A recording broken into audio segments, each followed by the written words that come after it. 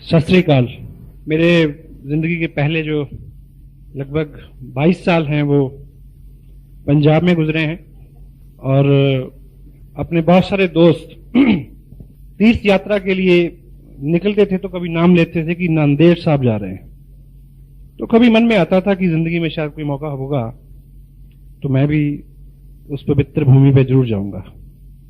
तो कुछ ऐसा संयोग हुआ, ये आरसीएम बिजनेस मेरी जिंदगी में आया और केवल आरसीएम बिजनेस ही नहीं, मुकेश जी जैसी अपलाइन मेरी जिंदगी में आई और उनके ही कहना चाहिए स्नेह का ये नतीजा है कि आज मेरी अपनी जिंदगी का एक सपना पूरा हुआ है कि आज मैं उस भूमि पे हूं जिस पे आने के लिए मैंने कई साल अब अपने मन में इच्छा रखी थी। और आज मैं आपसे बात करने के बाद सुबह मेरा पहला काम है कि मैं यहाँ गुरुद्वारा साहब जाऊं, जो मेरा अपने आप में एक बड़ा काम है मेरे लिए। तो जिन लोगों की भी वजह से मेरा आना यहाँ संभव हुआ है, मैं बहुत वनीत हूं उनके प्रति। मेरे मन में बड़ी श्रद्धा है उन लोगों के लिए, स्पेशली इस बिजनेस के लिए जिसने मेरे को मौका दिया कि कम से कम 40 घंटे की ट्रैवलिंग के बाद मैं आप लोगों के बीच में इस पुण्य का लाभ लेने के लिए पहुंचा हूं। Thank you very much.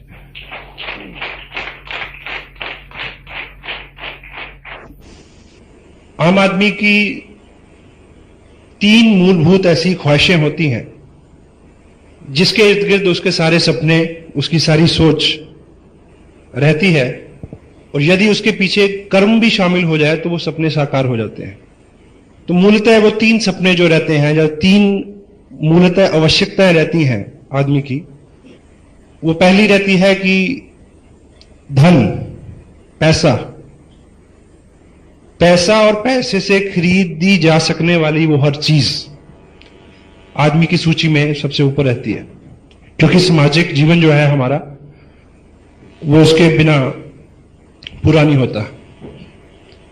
तो दूसरी चीज जो व्यक्ति के दिमाग में सबसे ज्यादा रहती है, स्पेशली एक सामाजिक प्राणी के दिमाग में, वो रहती है पहचान, कि व्यक्ति का कुछ नाम हो, दूसरे लोग उसको नाम से, उसके काम से पहचाने।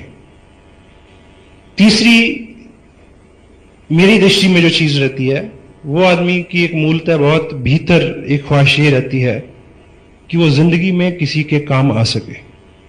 सहमत हैं आप इस बात से?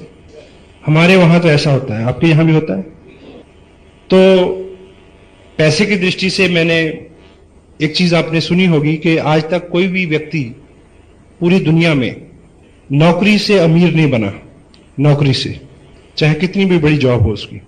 तो यदि आपको आर्थिक दृष्टि से कुछ बड़ा करना है तो आपको बिजनेस को चुनना पड़ेगा। तो मैं भी कुछ इस तरह की, कुछ पारिवारिक पृष्ठभूमि, कुछ उस माहौल की प्रेरणा, तो कुछ इस तरह की लोगों की सोबत जिन्होंने मेरे को प्रेरित किया कि मुझे करियर वाइज बिजनेस में आना चाहिए ताकि मैक्सिमम आदमी जो है उससे पैसा ले सके। नाम की दृष्टि से मैंने लेखन शुरू किया, बहुत सारे न्यूज़पेपर्स में मैंने बीइंग जर्नलिस्ट उसको रिप्रेजेंट किया as a freelancer Chandigarh circle से। और बीच बीच में जब भी समय मिला मेरे को, तो ऐसी कुछ एनजीओज रही हैं, कुछ समाज सेवी संस्था रही हैं जिसमें बड़ी प्रबल इच्छा रही है कि मैं उनके साथ कुछ काम करूं, ताकि जो तीसरा आदमी का दृष्टिकोण है, जो तीसरे आदमी की भूख है कि मैं कुछ कर पाऊं किसी के लिए, उस दृष्टि से मैं संतुष्ट हो सकूं। तो पिछले लगभग 15 साल का जो मेरा करियर रहा है वो इन तीनों सेतुओं में झूलता रहा है और तीनों क्षेत्र जो है वो डिसबैलेंस्ड रहे हैं, क्योंकि जब आप पैसे की दृष्टि से बिजनेस में पूरा ध्यान देंगे तो लेखन वगैरह उन चीजों में बहुत ज्यादा नहीं कर पाएंगे। उधर जाएंगे तो बिजनेस में लॉस होगा, दोनों में ध्यान देंगे तो सामाजिक दृष्टि से आप ज्यादा कुछ नहीं कर पाएंगे। लेकिन आज से लगभग 1 साल पहले जब मैंने आरसीएम बिजनेस के इस प्लेटफॉर्म को देखा तो एक चीज क्लियर हुई कि ये वो प्लेटफॉर्म है, यदि इसके साथ जुड़ के काम किया जाए तो वो तीनों चीजें एक ही वक्त में एक ही प्लेटफॉर्म पे मिल सकती हैं। This is RCM business, unlimited money, unlimited name and fame, and किसी भी लिमिट तक आप लोगों को हेल्प कर सकते हैं, so they can achieve what you have achieved. तो इस दृष्टिकोण से मैंने इस बिजनेस को अपनाया और पूरी ऊर्जा से काम किया पहले डे वन से, पहले दिन से। और चूंकि ये बिजनेस भीलवाड़ा से शुरू हुआ और हरियाणा में बहुत अच्छा इसका काम है, तो आप कभी उधर आए और देखें कि हर वर्ग का व्यक्ति, हर बैकग्राउंड का आदमी, हर फील्ड का व्यक्ति इसमें बहुत अच्छा पार्टिसिपेट कर रहा है और बहुत अच्छी इनकम इससे ली जा सकती है, लोग लेते हैं। और जिस तरह की प्रोग्रेस इधर, क्योंकि भापना जी से और रमेश जी से, मुकेश जी से समय समय पे बात होती रहती है, तो 4-5 महीने में जितनी प्रोग्रेस इधर आपके जहां हुई है, तो मैं आपको एक चीज तो दावे से कह सकता हूं कि आपका ये नांदेड़ शहर और आपका जो एरिया हिंदुस्तान में आरसीएम बिजनेस में अब तक जितने भी कीर्तिमान बने हैं वो इस शहर में टूटने वाले हैं। This is all true.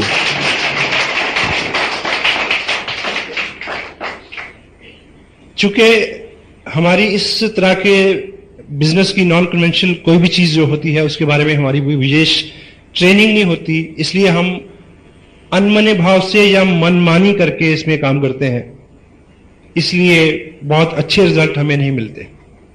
यदि हम इसमें ठीक ठीक उस तरह से काम करें जिस तरह से हमें निर्देश दिया जाता है, तो बहुत जल्दी बहुत अच्छे रिजल्ट आपके सामने हो सकते हैं। चूंकि जब इस बिजनेस में एक चीज बहुत क्लियर है कि इसमें या तो आप 500-700 1,000 रुपया महीना बना सकते हैं। क्या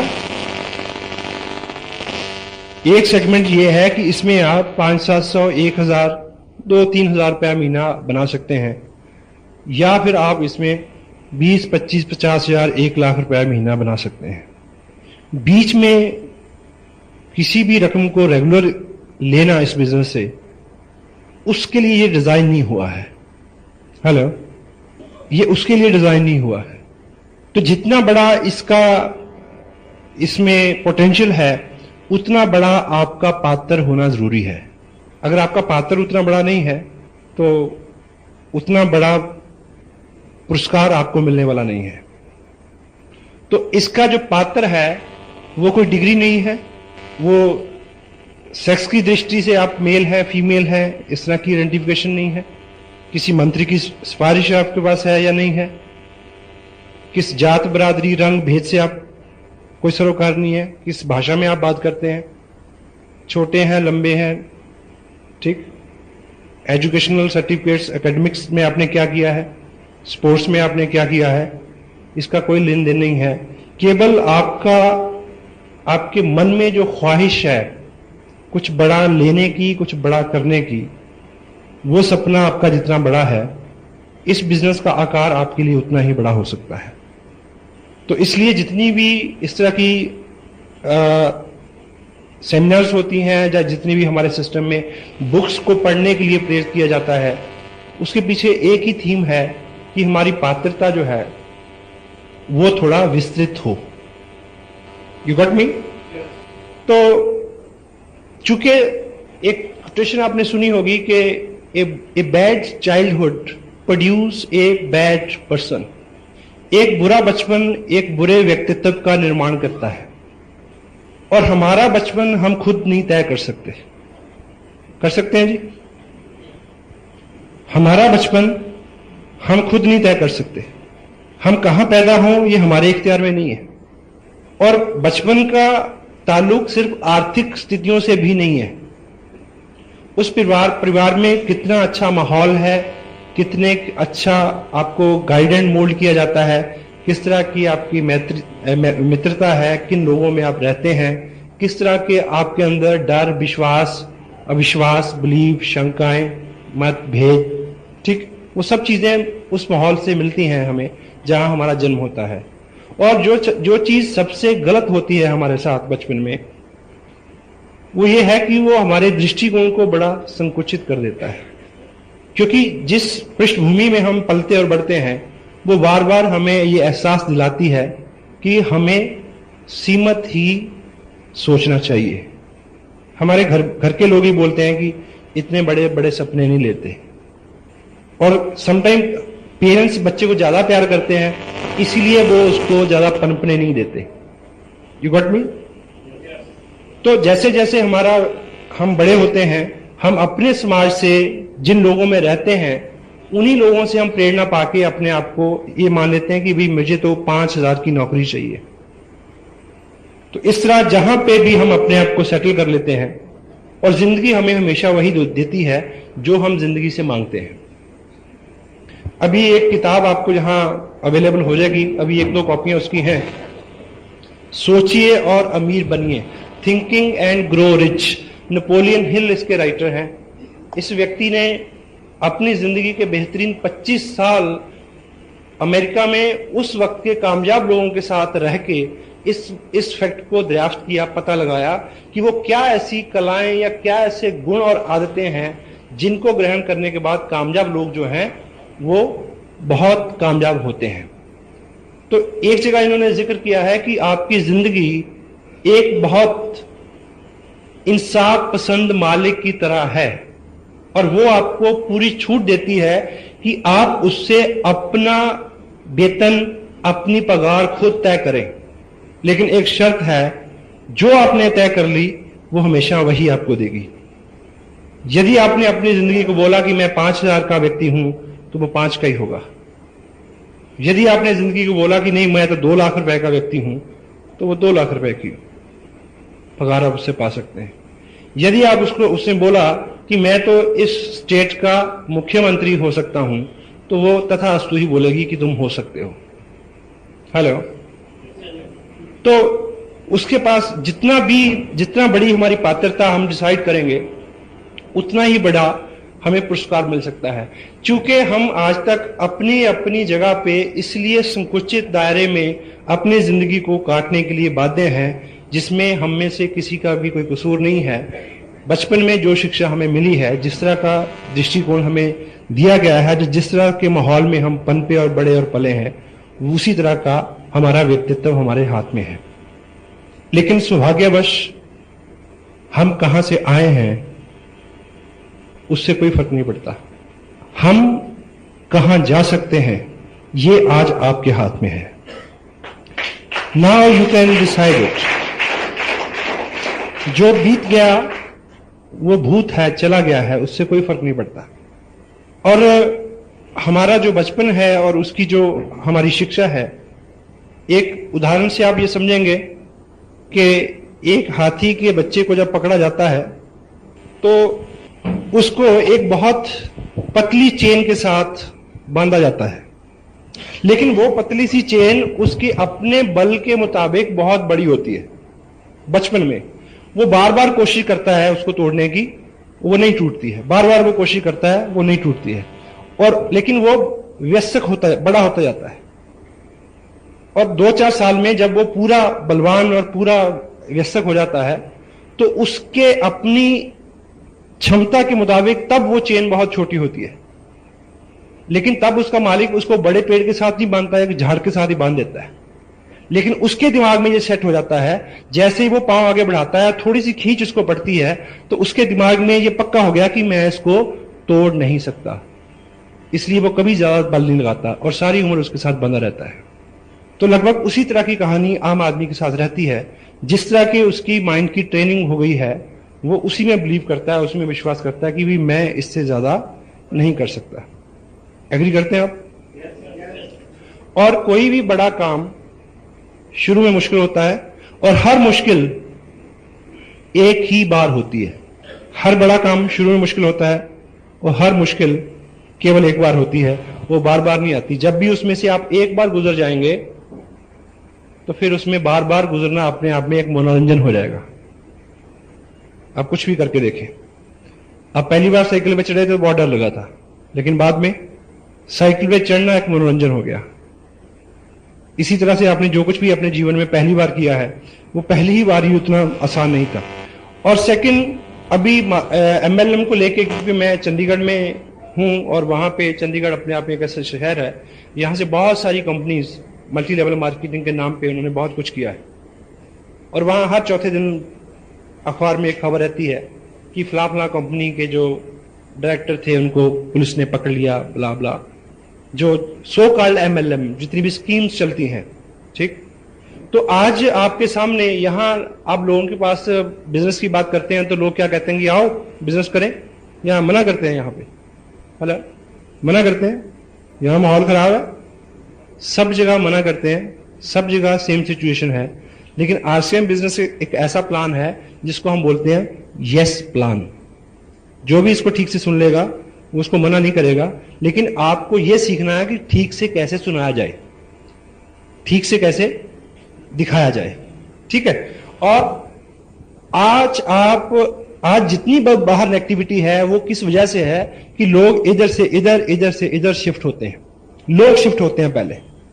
पहले तो प्रोडक्ट बेस्ड जो चीज है उसके बारे में अभी जिस टेप का मुकेश जी ने जिक्र किया उसमें प्रोडक्ट बेस्ड के कुछ सिंबल मैंने बताए हैं।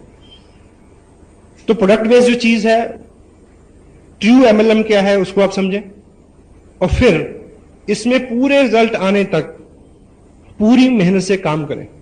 अगर आप कोई बीज को बोते हैं शाम को, तो सुबह निकाल के आप देखें उसको, निकाल के कि उगा के नहीं उगा, फिर उसको बो दें, फिर शाम को निकालें, देखें उगा के नहीं उगा, तो वो कभी उगेगा। हेलो, तो लॉ ऑफ नेचर जो है उसके मुताबिक इसकी ग्रोथ होनी है। दुनिया में कोई भी अच्छी और बढ़िया जो चीज है वो एकाएक कभी नहीं उठती, वो समय लेती है। ये बच्चा है, इसकी शादी होगी 18-20 साल में, ये टाइम लेगा।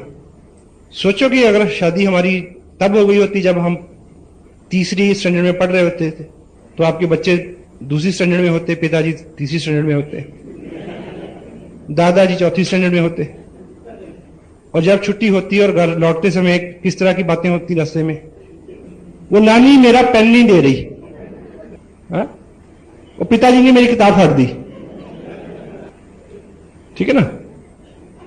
तो समय लगता है हर चीज का। और इसमें भी आप, क्योंकि आप डॉक्टर हो सकते हैं, आप वकील हो सकते हैं, आप हाउसवाइफ हो सकते हैं, आप मजिस्ट्रेट हो सकते हैं, आप प्रोफेशनल हो सकते हैं, आपको अपने व्यवसाय में लोग पहचानते हैं कि आप ये हैं।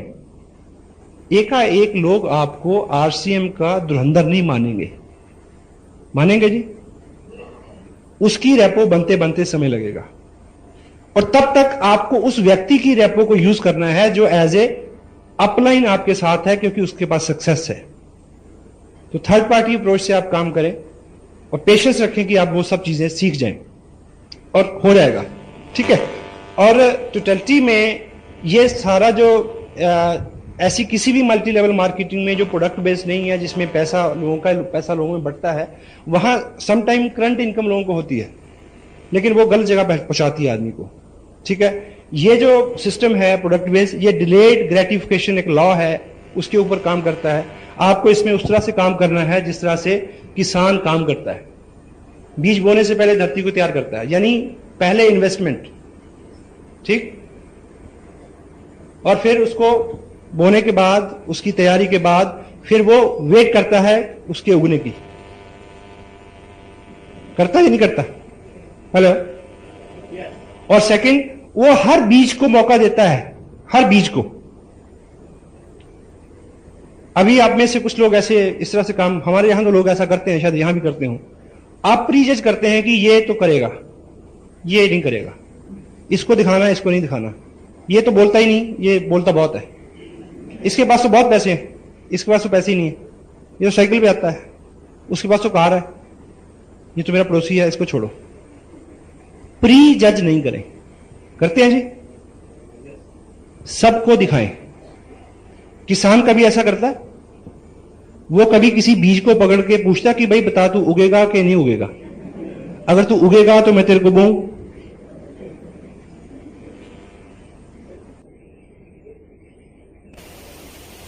भगवान का शुक्र है कि किसान को पता नहीं होता कि कौन उगेगा। महेश भट्ट को पता नहीं कि उसकी कौन सी फिल्म सेट होगी। अगर उसको पता हो तो फ्लॉप होने वाली वो क्यों बनाएगा जी? बनाएगा कभी? अगर हमारे पिताजी को पता हो कि कौन सा बच्चा लायक निकलेगा, तो एक बात तय है कि मैं यहां नहीं होता।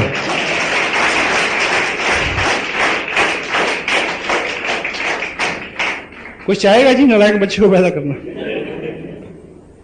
ठीक है, तो क्या करें कि सबको मौका दें। चूंकि धुरंधर को मत ढूंढिए।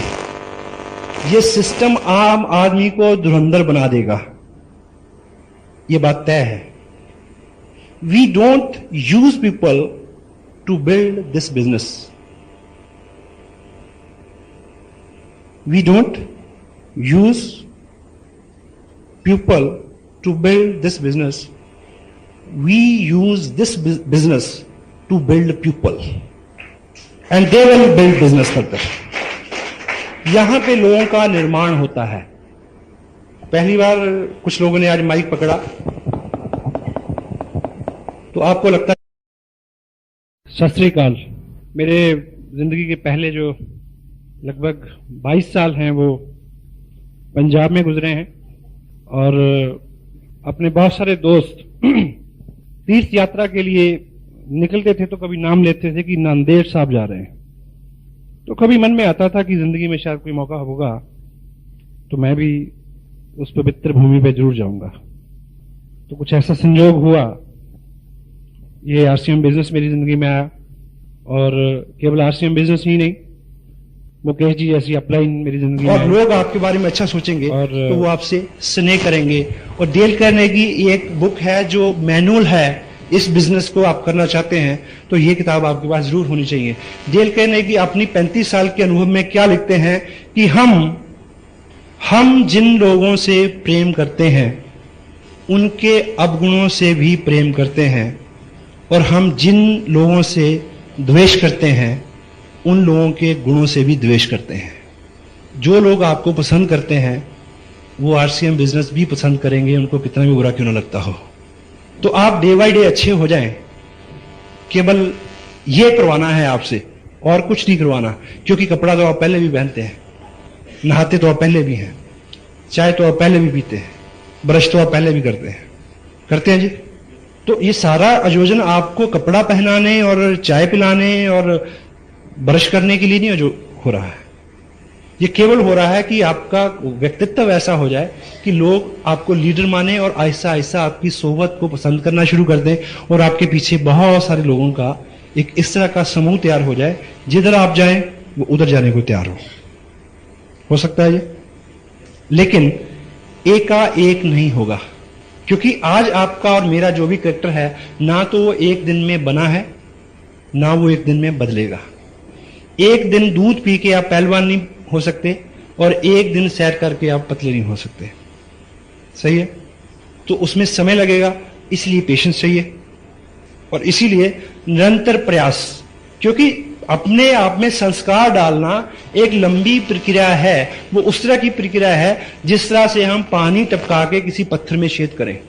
तो कितना समय लगेगा? ड्रिप ड्रिप ड्रिप, बूंद बूंद बूंद करके बहुत सारा समय लगेगा, फिर हमारी आदतें में बदलाव आता है। एक बात आपने सुनी होगी कि एक स्ट्रीम, एक नदी बहुत तेज बह रही थी, उसमें एक मेंढक बहता हुआ जा रहा था, मेंढक। तो साथ में एक बिच्छू भी बहता जा रहा था, लेकिन बिच्छू क्योंकि तैर नहीं सकता, वो डूबता तैरता जा रहा था, ऐसे मर रहा था। तो उसने मेंढक को ये रिक्वेस्ट की कि भाई तू मेरे को अपनी पीठ पे बिठा के पार लगा दे तो मेरी जान बच जाएगी।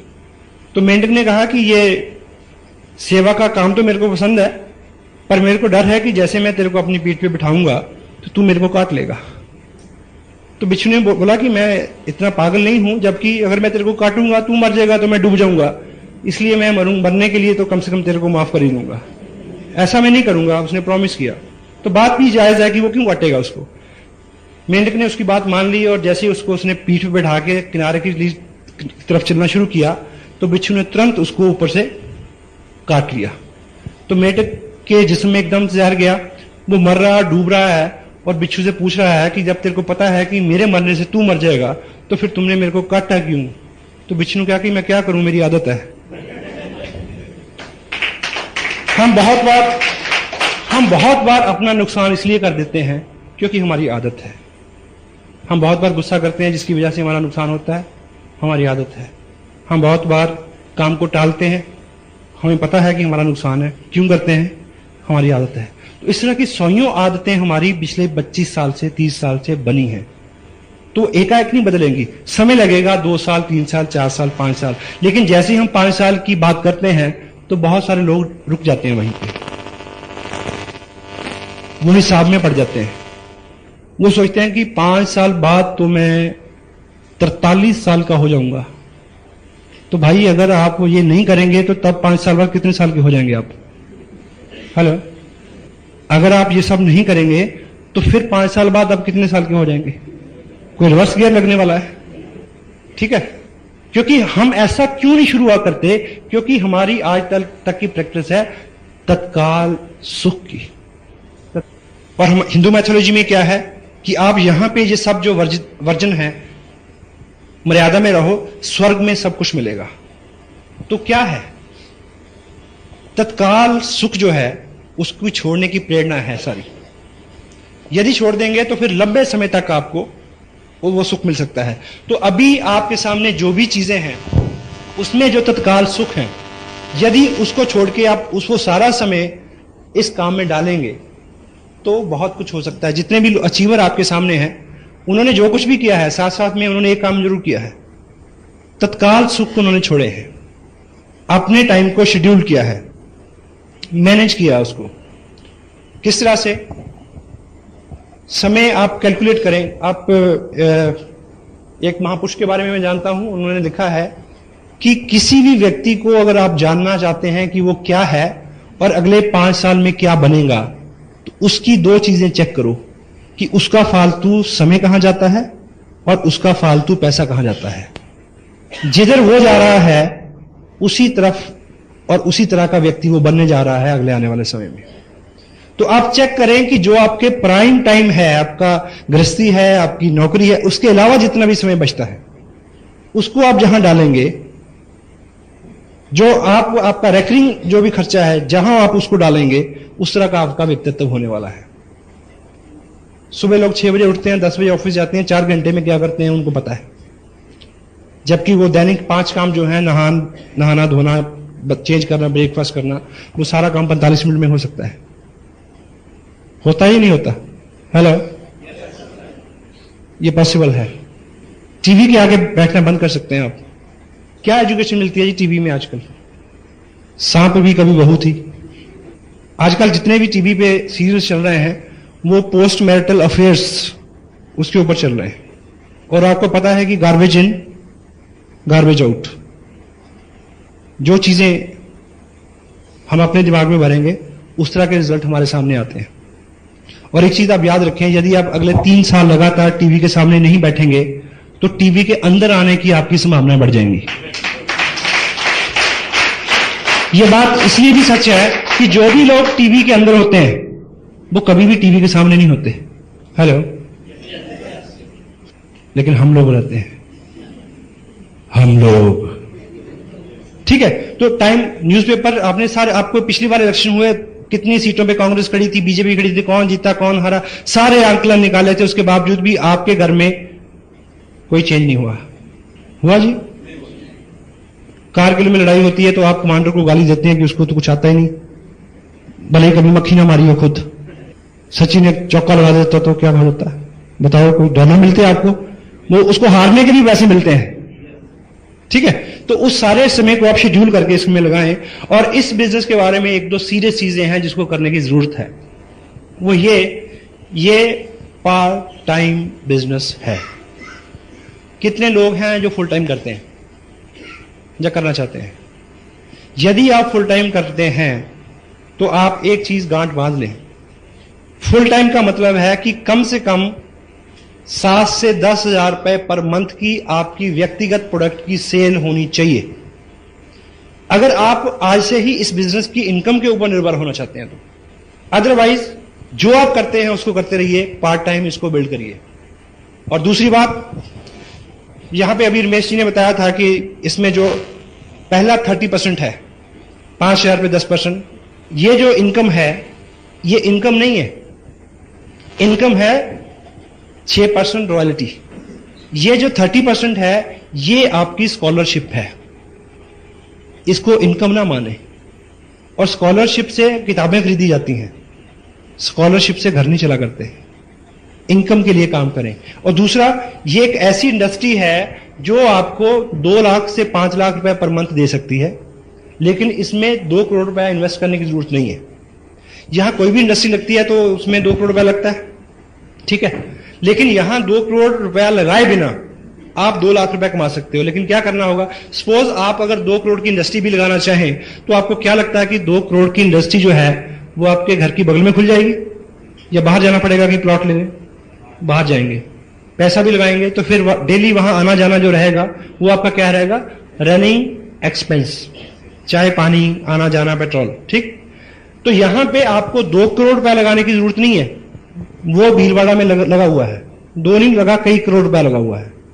आपको केवल रनिंग एक्सपेंस बियर करना है, जहां पे टिकट लेना है ईमानदारी से, कोई टेप खरीदनी है, कोई किताब खरीदनी है, किसी मीटिंग में जाना है, उन चीजों को आप ऑनेस्टली इस तरह से बियर करें कि ये आपके फ्यूचर में इन्वेस्टमेंट हो रही है। इस बच्चे से आप तवक्को अगर करें कि ये 6 साल का हो गया, कुछ कमा के नहीं लाया, तो क्या जवाब मिलेगा आपको? हेलो, इस बिजनेस को उतना जवान होने दो कि आपको ये कुछ कमा के दे। पहले आपको इसको पालना है। सक्षम है? तो जिनके 2 बच्चे हैं वो मान लें कि अब तीसरा हो गया है, कोई दिक्कत नहीं, और उसकी आपको 21 साल सेवा करनी पड़ेगी, तब भी बहू उसको बहा के ले जाएगी। इसको आप 2 साल पाल लें, ये कई पीढ़ियां पाल देगा आपकी।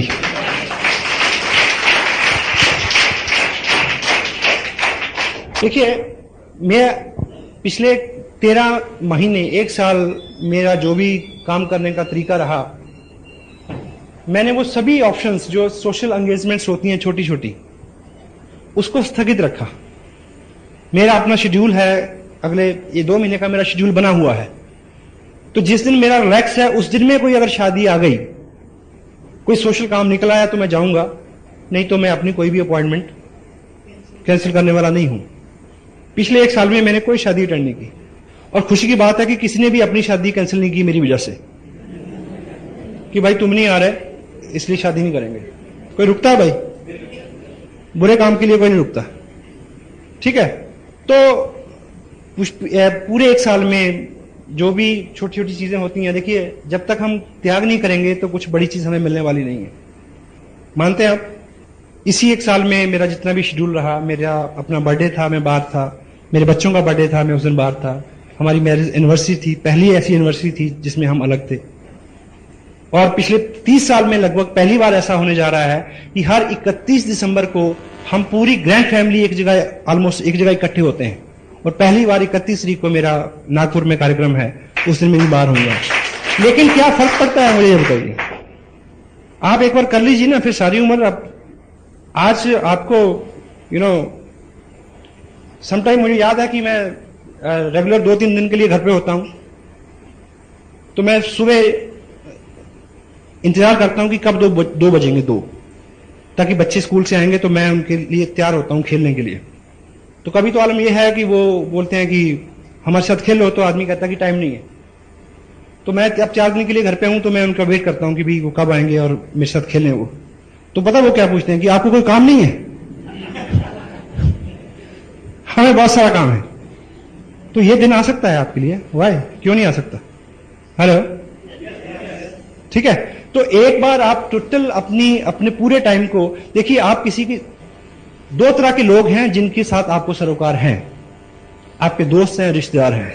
उनकी शादियों में, उनके अफसोस में अगर आप नहीं जाते, जो तो लोग सच्चे हैं वो आपकी मजबूरी को समझते हैं, जो सच्चे नहीं हैं उनकी आप परवाह ना करो, बिल्कुल नहीं करो। क्योंकि आप अपने किसी भी दोस्त को बताएं कि यार मेरे लिए ये जिंदगी मौत का सवाल है, मेरे लिए टोटल लाइफ करियर का सवाल है, इसलिए मैं तुम्हारी शादी में नहीं आ सकता। एक प्रश्न था कि हर दोस्त की शादी में क्यों जाता है? कहते दोस्त ही, सच्चा दोस्त वही होता है जो मुश्किल में काम आता है। ठीक है ना? तो जोक। तो आप अपने जो सच्चा दोस्त है वो समझ सकता है आपके साथ क्या है।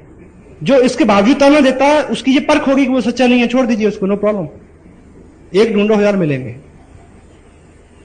इसी तरह से जितने भी आपके सोशल एंगेजमेंट्स हैं, और अब मान लें हमारे अपने जहां जिस धरती से मैं हूं, वहां एवरेज लोग फॉरेन में सेटल होते हैं बाहर जाके।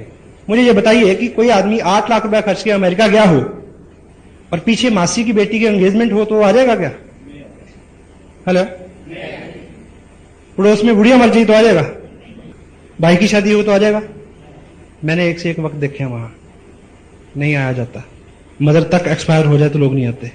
रोजगार और पैसा इतनी बुरी चीज है। इससे पहले कि कोई नाइट मेयर आपको मिले, इससे पहले कि आपकी जिंदगी में कोई ऐसा कड़ा वक्त आ जाए कि आपको सब कुछ छोड़ के कुछ करना पड़े, पहले ही जग जाओ, पहले ही कर लो। क्यों ऐसे वक्त की इंतजार करते हैं हम लोग? हेलो, देखिए धक्का लगता है तो आदमी, आपको याद होगा कि एक स्टोरी है, एक व्यक्ति इंडिया से फॉरेन गया था LLB करने, कहानी है। उसने LLB की, आके एक अच्छा वकील बन गया, उसके बाद वो अच्छा जज बन गया, जज बनने के बाद वो सुप्रीम कोर्ट का जज बन गया, फिर वो मर गया, कहानी खत्म हो गई। लेकिन इस कहानी में एक मोड़ है कि वो जब वो वकील बनने गया था तो उसको ट्रेन से उठा के बाहर फेंक दिया इसलिए कि वो इंडियन है। फिर वो आके वकील नहीं बना, राष्ट्रपिता बना। अगर वो धक्का नहीं पड़ा होता तो करेंसी नोट के ऊपर उसकी फोटो ना होती। हेलो, तो हम उस धक्के का इंतजार क्यों करें? पहले ही जग जाए। हेलो, जितनी भी किताबें, जितनी भी बातें, जितनी भी हम आपसे यहाँ जितनी भी प्रेरणा आपको मिलती है कि हम ये पढ़ें, क्योंकि कहीं ना कहीं किसी ना किसी चीज की घटना, किसी ना किसी घटना से आदमी को प्रेरणा मिलती है कि वो कुछ बड़ा करे, वो जग जाए। ठीक है, तो हम खुद अपने सेल्फ डिसिप्लिन से अपने आप को मैनेज कर लें तो वो सबसे अच्छा रहेगा। जैसा मैंने पहले थोड़ा सा इस इशू को कवर किया है कि इस बिजनेस में आपकी प्रगति, आपके व्यक्तित्व के विकास में जो होने वाली प्रगति है उसके ऊपर निर्भर करती है। ये बिल्कुल सत्य है।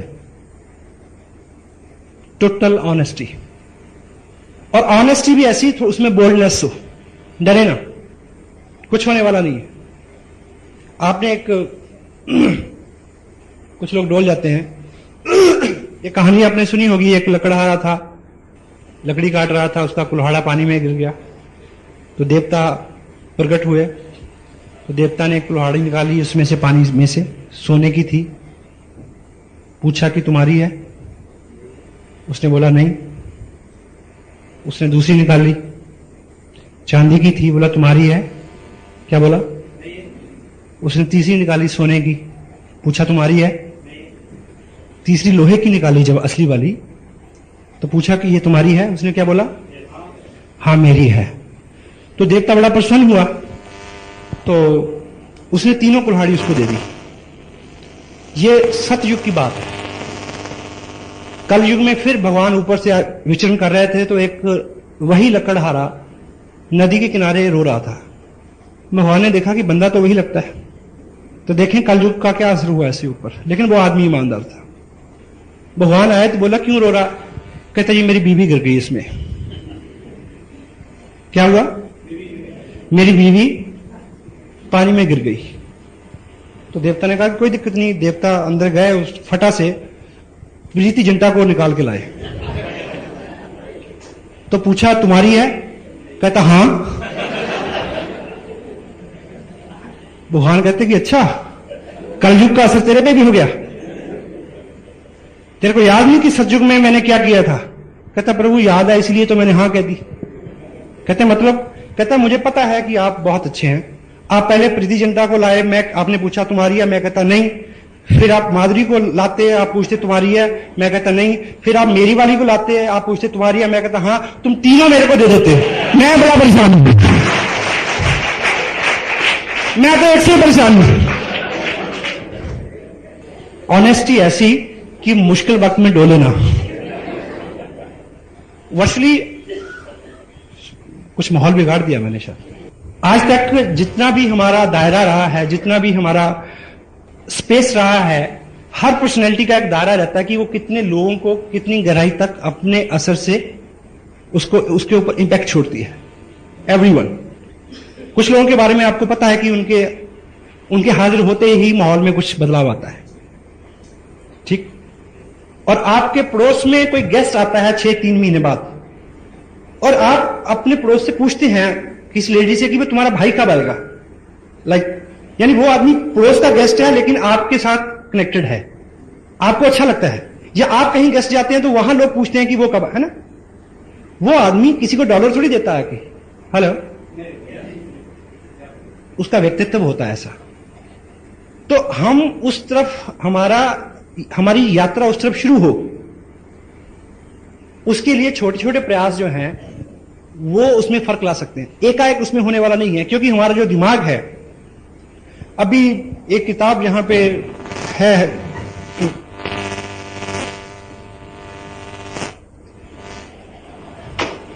दुनिया का सबसे महान चमत्कार।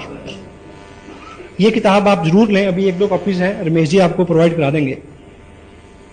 ये हमारे दिमाग की रीप्रोग्रामिंग के लिए है, क्योंकि every habit is a learned behaviour and every learned behaviour could be unlearned with practice.